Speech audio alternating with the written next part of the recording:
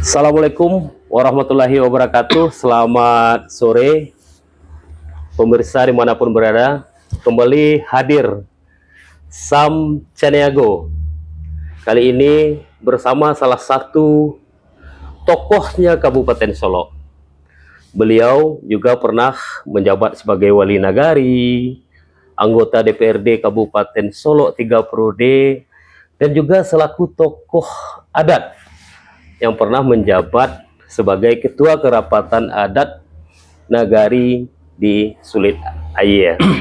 Nah, beberapa saat ke depan kita akan bincang-bincang bersama beliau. Beliau adalah yaitu Bapak Henry Dunan Datuk Endah Bonsu ya, Datuk Endah Bonsu ya. Selamat sore Pak. Selamat sore Pak Sam Caniago. Alhamdulillah sore ini Pak sedikit mungkin pengenalan diri sebagai Pak Datuk, baik karir politik yang dimulai dari Nagari gitu. Dulu pernah jadi Pak Wali di Kotosani. Di Nagari Kotosani itu berapa tahun itu Pak? Cuma 1 tahun. Oh 1 tahun ya. 1 tahun. Di tahun 2003. 2003 artinya pas sistem dari pemerintahan itu kembalinya ke Nagari, berbalik ke Nagari ya. Kemudian dalam masa jabatan 1 tahun itu masyarakat mengamanahkan sebagai anggota dewan pada waktu itu dari partai P3. Partai P3 ya. Itu 1 periode. Kemudian untuk periode kedua dengan partai PPI, Partai Pemuda Indonesia. Partai Pemuda Indonesia ya, juga itu 1 periode. 1 periode. Yang periode ketiga PDI Perjuangan. ya PDI Perjuangan. Ya, PDI Perjuangan. Jadi di tahun berapa itu di PDI Perjuangan? 2015 sampai 14 sampai 19. 2014-19 Ya. Waktu itu ya juga selaku ketua dari Partai PDI, PDI yang sempat membesarkan PDI di Kabupaten Solo ya. Alhamdulillah sebelum itu kan sudah 2 kali pemilihan PDI nggak ada di Kabupaten Solo. Ya. Pas alhamdulillah saya masuk, saya sebagai ketua dapat 3 langsung. Dapat 3 ya. Fraksi murni Ya, dari PDI Perjuangan di Kabupaten Solo. Jadi PDI dapat kursi di Kabupaten Solo 3. Memang hari ini kontestasi pilkada di Kabupaten Solo dan Sumatera Barat ini kan tengah bergulir. Betul. Kita melihat dari amatan Sam Caniago ya, perjalanan ke beberapa nagari, elit-elit politik, tokoh-tokoh berpengaruh di Kabupaten Solo itu belum mendukung putra daerah sendiri. Ini pandangan Pak Datuk sebagai politisi iya, tokoh adat iya, di pemerintahan juga sudah malang melintang, separuh dari kehidupan sudah di pemerintah. Dan melihat seperti apa Pak Datuk melihat Solo seperti hari ini? Ya. Terima kasih Pak Sam Caniago dan para permisa di mana berada, khusus Kabupaten Solo dan Sumbar, Sumatera Barat. Kita kan terkenal dengan egaliternya. Masyarakat sudah cerdas, sudah bisa berpikir, memilah dan memilih. Kemudian kecerdasan ini tergambar di kehidupan masyarakat dan juga di pemerintahan. Nah, dia memandangnya kalau untuk pemimpin, memang yang dia cari sebagaimana yang diamanahkan oleh agama kita, apalagi kita orang Minangkabau, adat Balisandi Sarak Basandi Kitabullah. Artinya kita acuannya adalah Al-Quran dan Hadis. Dilihat betul sasak sosok orangnya. Kalau berbahasa atau ngomong itu kan tahu di kata yang 4. Kato yang ampe. Kato yang ampe gitu orang awak. Kalau kato yang ampe itu adalah kalau kita itu kato mendaki, kemudian mendatar, miring dan menurun. Dalam kehidupan sehari-hari atau pemimpin itu yang dihendaki adalah pemimpin itu kaya atau pintar banget ataupun yang segala wah, bukan begitu. Tetapi memang dikehendaki oleh masyarakat kita adalah orang yang bijak. Kita juga punya hati nurani. Hati nurani. Nah, kalau bahasanya kalau yang kecil kita sayangi, yang sama besar kita pergauli, yang lebih tinggi daripada atau besar dari kita hormati. Iya. Nggak selalu kita meninggi-tinggi besar omongan gitu, walaupun kita pejabat, tetapi kita lihat dulu dengan siapa kita berbicara. Iya. Nah itu kalau kehendak dari masyarakat, yang itu yang saya tahu, baik secara adat maupun secara pemerintahan. Iya. Bagaimana dia memerintah selama ini? Rekam jejak. Apakah dia memang berhasil, atau bagaimana tindak tanduknya, bagaimana sikapnya. Ini kalau dalam agama kita yang imam itu tetap laki-laki. Ya. Tidak ada imam yang perempuan gitu. Jadi kenapa demikian? Karena memang adat kita menyampaikan. Nah, jadi agama dengan adat juga begitu. Jadi tetap jadi kepala rumah tangga itu adalah laki-laki. Iya, kembali kita suatu proses pemilihan kepala daerah ya Pak. Mayoritas di Solo hari ini para tokoh ya, termasuk tokoh adat seperti yang kami sampaikan tadi, mereka lebih menjatuhkan pilihan kepada Mahyildi Vasco ketimbang putra daerah kita yang tampil pasangan Epyardi Asda dan Ekos. Ini kita bukan menjas seseorang, kita hanya menyampaikan apa yang kita lihat dan kita rasakan. Kalau pemerintahan Pak Epyardi Asda kan sudah dirasakan oleh masyarakat, sudah tahu masyarakat sudah bisa menilai. Sudah menilai. Ini memang banyak kurangnya. Nah, tidak sesuai mungkin dengan harapan masyarakat. Kalau pemimpin yang bagus atau orang yang baik itu kan kalau dia berjanji tepat, mengambil keputusan tidak tendensius, tidak ada di situ rasa sakit hati atau bagaimana. Dia kan lihat. Karena begini, pemimpin itu, apalagi pemimpin di pemerintahan dengan perusahaan beda. Di perusahaan, segala sesuatu yang tidak ada keuntungan atau profitnya nggak ada, ya disingkirkan aja. Langsung dipecat gitu. Ya kan? Tapi kalau pemerintahan tidak. Di sini pembinaan dan kemudian tidak ngambil untung. Mungkin saja Pak Epi dianggap orang atau masyarakat kita sebuah pemimpin yang tidak berhasil. Jadi mungkin Pak Datuk telah memiliki suatu pengalaman ya. Mungkin bergaul dengan Bupati Pageman Kozi, Pak Gusmal, dan Pak Sam Surahim. Jadi 15 tahun di lembaga DPRD. Ada sebagian masyarakat itu menilai kegagalan dari pemerintahan beberapa tahun terakhir. Keberhasilan pemimpin itu dinilai bagaimana kemampuan dalam menciptakan suasana yang kondusif dan harmonis di wilayah yang dipimpin. Sebagai salah satu tokoh adat, di sisi adatnya seperti apa Pak Datuk melihat? Kita lihat di segala sisi itu memang lemah, baik di pemerintahan maupun secara adat. Adat itu sebetulnya tidak ada bisa dijudge oleh pemerintah daerah. Kenapa? Karena dia mempunyai hierarki sendiri. Kabupaten, iya betul dia sebagai pucuk undang untuk pimpin, tapi dia hanya mengatur, bukan untuk mengobok-obok, tidak boleh. Itu jadi sekarang yang ada kita lihat pemerintahan ini terlalu jauh ikut campur ke adat gitu. Di nilai-nilai kearifan lokal, jadi pemerintah daerah beberapa tahun terakhir ini terlalu jauh masuk kepada organisasi kan itu sendiri ya. Betul. Umpamanya nih, kita lihat ada beberapa nagari, punya Alam Panjang, ditukar ketua kannya, itu intervensi dari bupati, itu salah besar itu.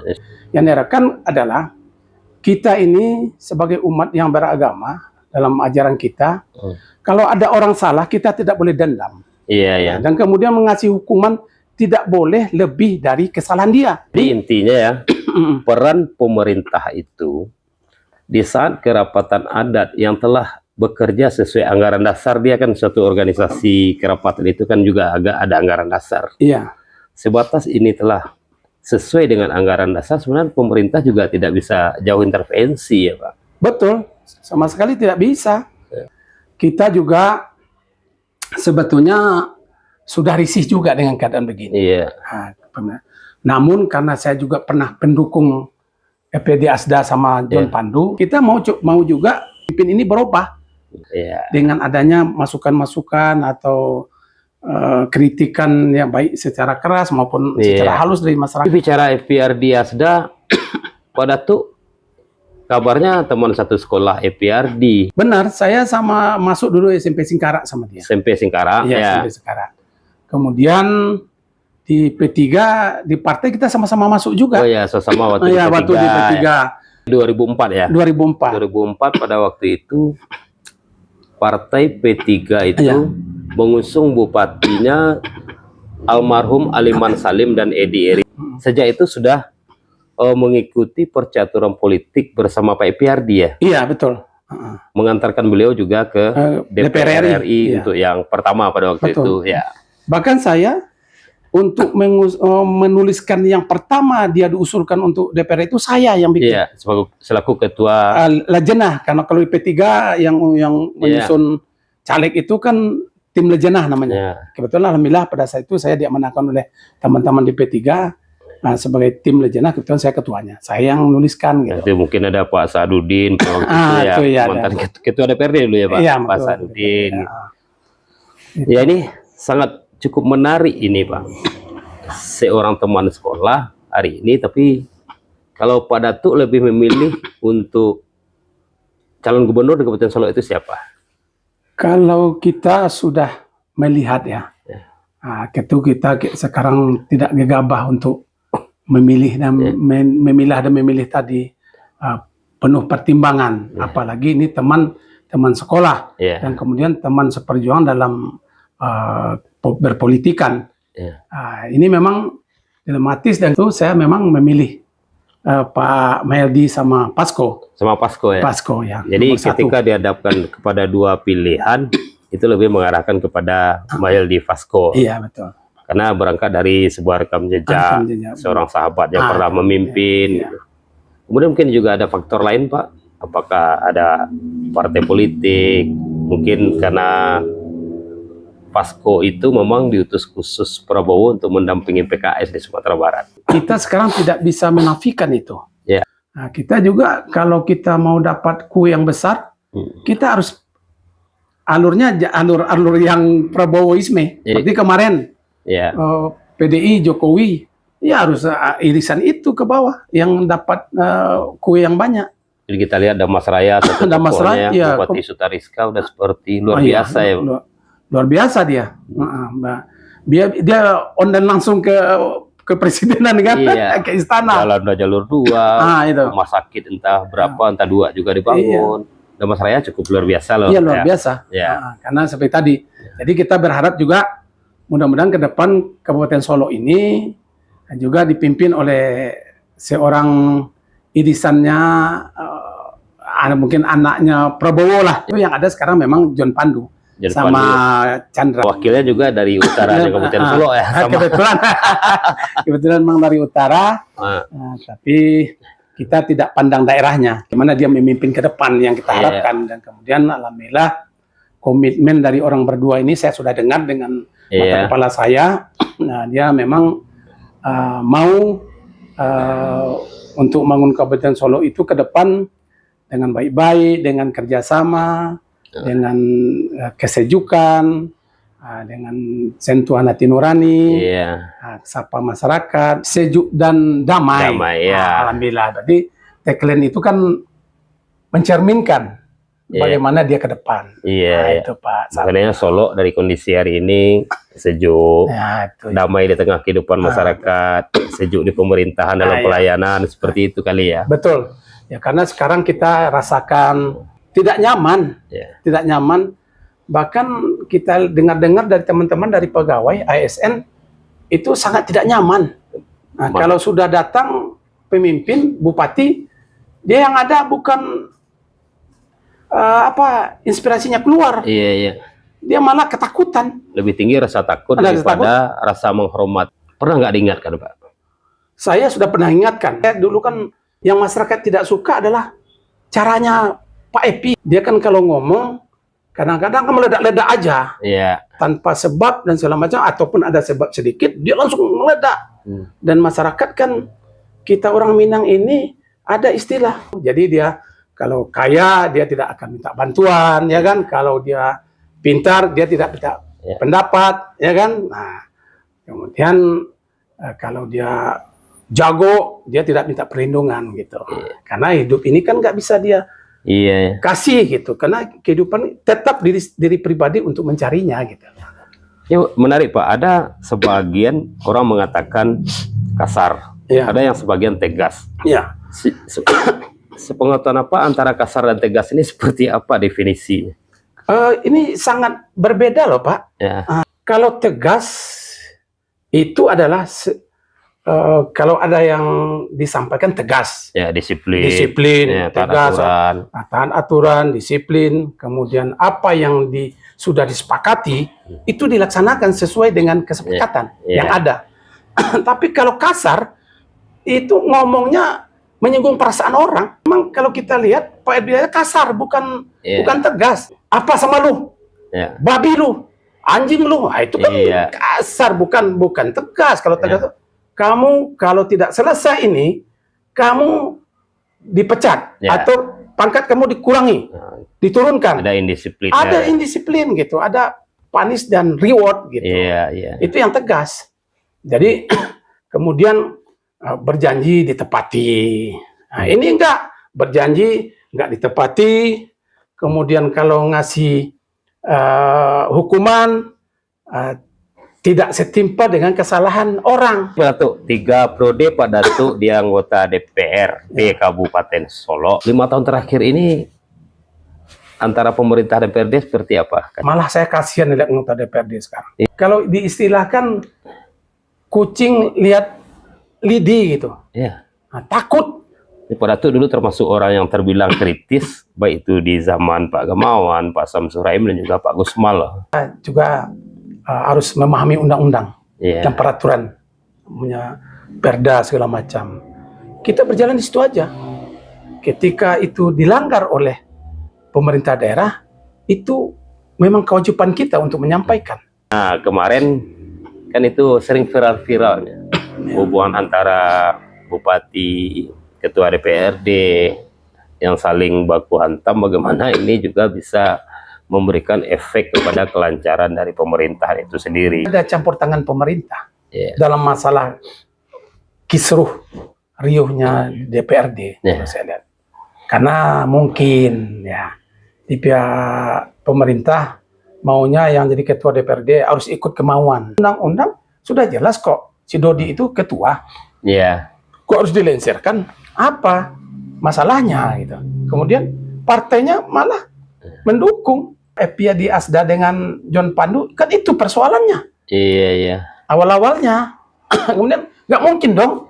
Sementara Pak John Firman Pandu sebagai ketua DPC, kemudian wakil bupati, anggotanya tidak salah, kemudian suruh diganti saja, kan nggak mungkin. Padahal pada itu Gerindra dan PAN juga termasuk partai yang pengusung. Kita juga memiris lah. Mulai carut marutnya Kabupaten Solo. Tahun pertama sudah masalah. Tahun pertama sudah masalah. Apa itu Pak?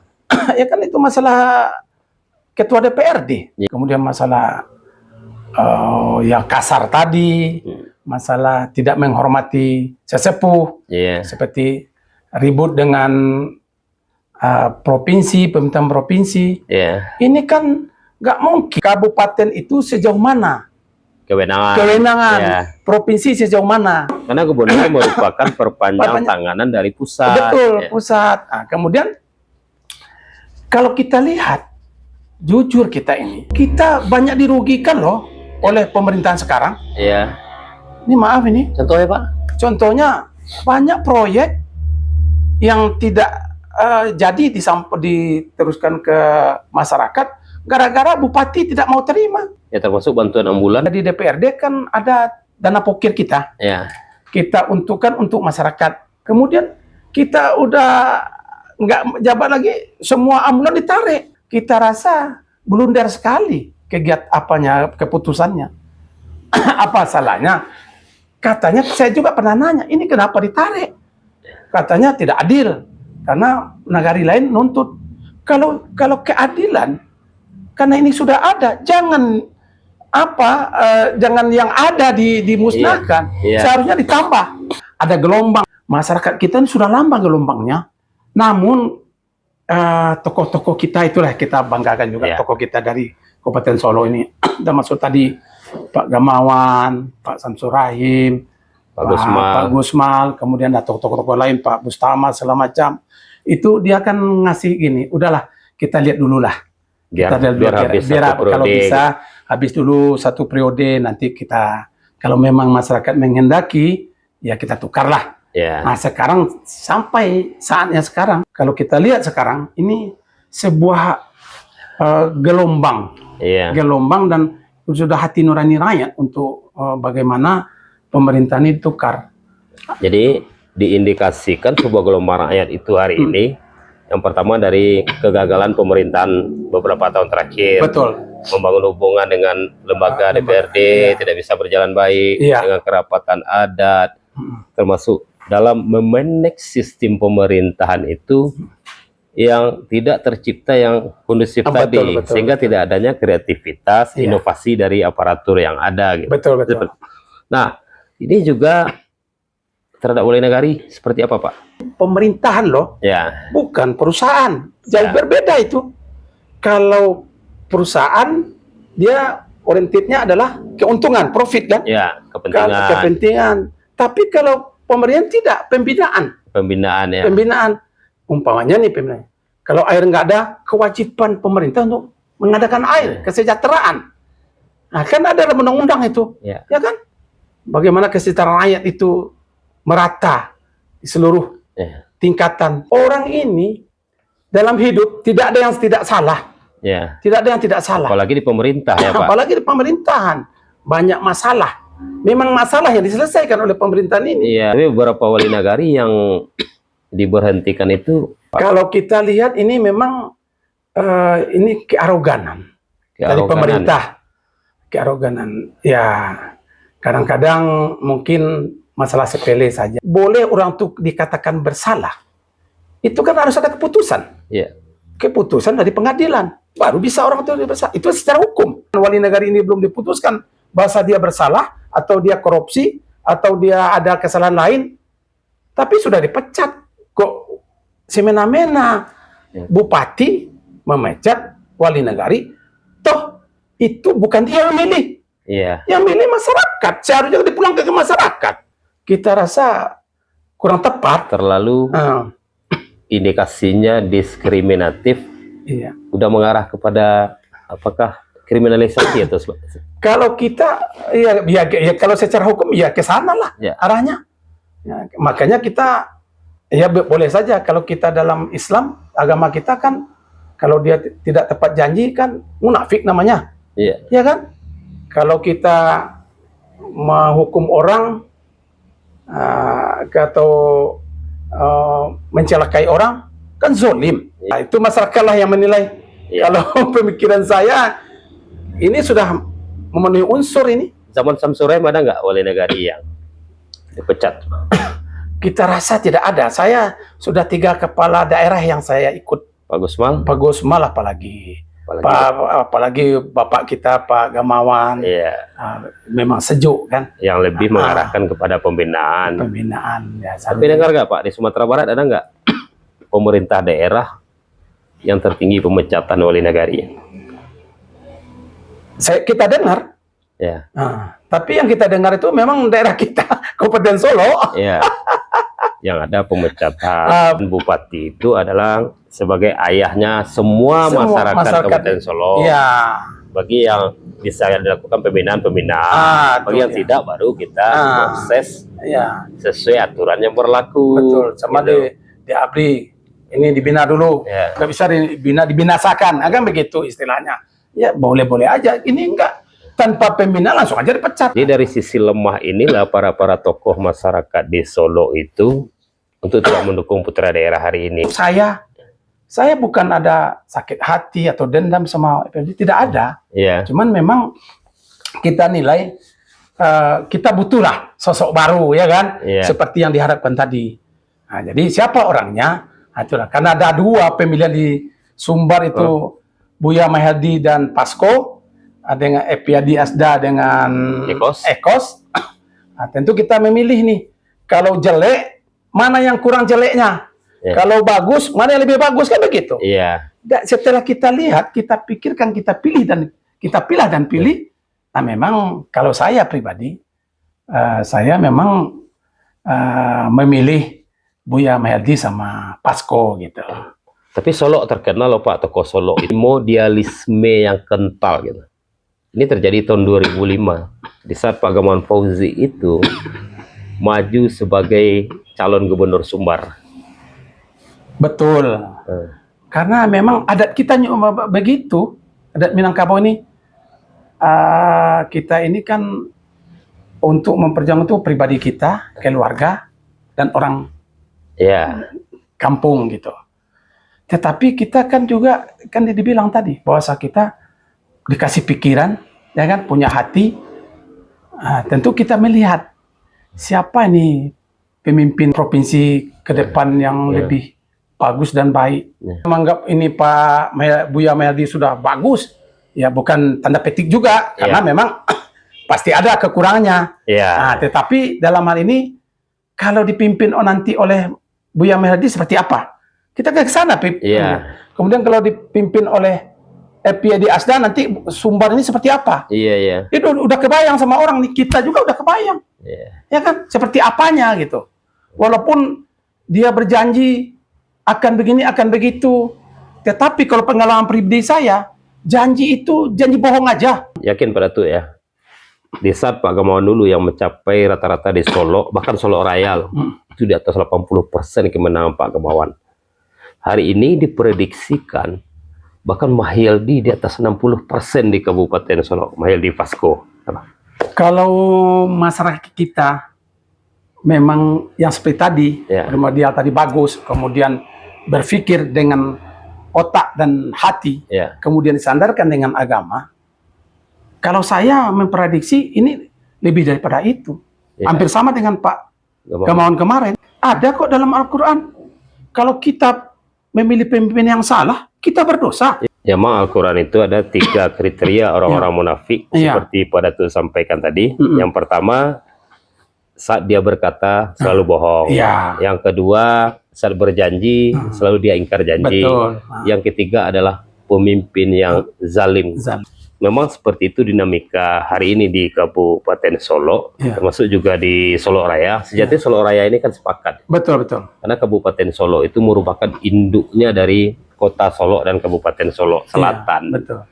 Nah, kita melihat, kita juga melakukan perjalanan ke Solo Selatan. Memang harus dukungan untuk Mahyaldi Pasko dari masyarakat hari ini cukup tinggi ketimbang dari putra daerah Solo sendiri. Sebelum kita closing, ada suatu pesan sebagai mantan wali nagari, mantan ketua KAN, 3 periode di DPRD Kabupaten Solo, calon wali kota juga. Dia pernah calon wali kota Solo. Gitu. Kenapa sosok Pak Henry Dunan hari ini lebih memilih kepada Mahyaldi Pasko untuk calon gubernur Sumatera Barat dan John Firman Pandu Chandra untuk Kabupaten Solo? Para pemirsa podcast, Bapak Ibu, para datuk ulama cerdas pandai, generasi muda, mari kita rame-rame gerakkan pemilu ini ke TPS tanggal 27 November. Tapi jangan lupa, kita juga memilih ini dengan pemikiran dan hati, dan disandarkan oleh agama. Pendapat saya yang tepat itu adalah untuk gubernur Buya Mahyaldi dan Pasko. Untuk Kabupaten Solo itu John Firman Pandu dan Chandra. Singgah linear dari kabupaten dan provinsi sampai ke pusat. Kita harapkan sejuk dan damai itu bisa tercipta dan pembangunan akan bertumbuh bagus. Gerak cepat untuk Sumatera Barat. Itu Pak Sam. Siap. Baiklah pemirsa, demikian bincang-bincang kita bersama salah satu tokoh Kabupaten Solo yang tak asing bagi baik politisi, baik tokoh adat dan juga pemerintahan. Jadi bertambah lagi gitu. Dari 500 tokoh-tokoh berpengaruh yang telah kami temui, termasuk beliau salah satu tokoh yang bukan kaleng-kalengnya di Kabupaten Solok, menyatakan sikap secara terbuka bagaimana keinginan para tokoh Solok itu untuk menghadirkan pemimpin yang dinilai tepat dalam kondisi saat ini ya Pak. Iya, insya Allah. Karena ada kita dihadapkan kepada dua pilihan. Betul. Walaupun putra daerah Solok yang maju hari ini, para tokoh-tokoh Kabupaten Solok lebih menjatuhkan pilihan untuk pasangan Mahyildi Fasko. Iya. Kemudian untuk kabupaten, Pak Datuk sendiri juga sudah bilang untuk mendukung John Firman Pandu dan Chandra. Iya. Barangkali cukup demikian. Nantikan dialog-dialog bersama Sam Ceniago, tokoh-tokoh berpengaruh lainnya di Kabupaten Solok. Kami akhiri dengan mengucapkan Assalamualaikum warahmatullahi wabarakatuh. Banyak maaf. Banyak maaf jika ada dalam bahasa kurang tepat atau menyinggung. Nah, itu kami juga mohon maaf kepada pemirsa semua. Sama-sama ya. Ya. Assalamualaikum warahmatullahi wabarakatuh. Waalaikumsalam warahmatullahi wabarakatuh. Ya, terima kasih Pak. Ya, oke Pak Sam Ceniago, mudah-mudahan sukses selalu. Amin. Sehat.